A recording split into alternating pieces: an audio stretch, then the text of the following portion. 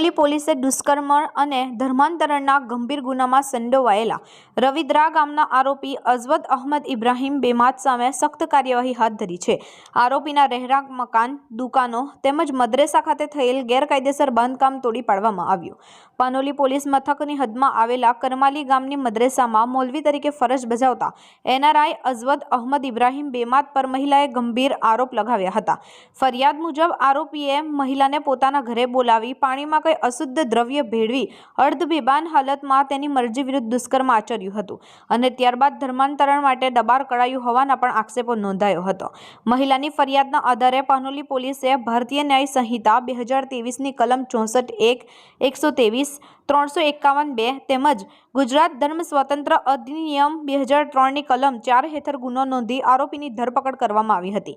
આરોપી કરમાલી ખાતે મદની દારૂદ તરબિયત મદ્રસાનો ટ્રસ્ટી હોવાની વિગતો બહાર આવ્યા બાદ તલાટી તથા તાલુકા વિકાસ અધિકારી અંકલેશ્વર દ્વારા સ્થળ પર તપાસ હાથ ધરાઈ હતી। તપાસ દરમિયાન જાણવા મળ્યું કે આરોપીએ રવિદ્રા ગામે પોતાના રહેણાંક મકાન, દુકાનો અને મદ્રેસાના આગળના ભાગે પરવાનગી વિના ગેરકાયદેસર બાંધકામ કર્યું હતું અને જરૂરી લેખિત કાર્યવાહી પૂર્ણ કર્યા બાદ ગ્રામ પંચાયતની ટીમ તથા પાનોલી પોલીસ સ્ટેશનના સ્ટાફની હાજરીમાં બિનઅધિકૃત બાંધકામ તોડી પાડવાની કાર્યવાહી હાથ ધરવામાં આવી હતી।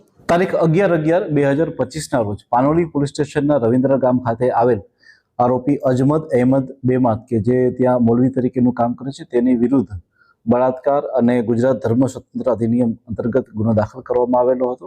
ત્યારબાદ આ ગુનાની તપાસ આગળ વધારતા આ આરોપી દ્વારા જે જગ્યાએ તેના રહેણાંક મકાન, તેની દુકાનો અને જે જગ્યાએ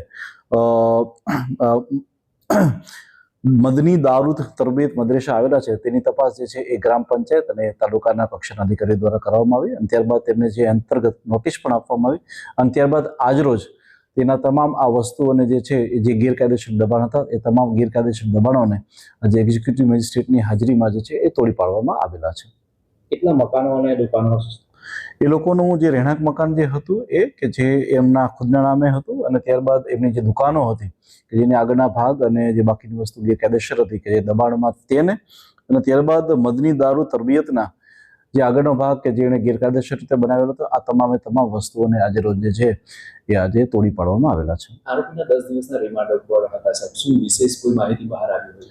જી બિલકુલ, અમે માહિતી તપાસ દરમિયાન આવી છે કે તેના વિરુદ્ધ આની પહેલા પણ ગુનો દાખલ થયેલા છે અને એ ગુનાના કામે જે છે એનો પાસપોર્ટ પણ જમા હતો। એ પાસપોર્ટ દરમિયાન એ કોર્ટની પરમિશન લઈ અને એ બીજા કન્ટ્રીમાં ગયા હતા, જે બાબતે પણ હાલમાં ઊંડાણપૂર્વકની એક તપાસ હાલમાં ચાલુ છે।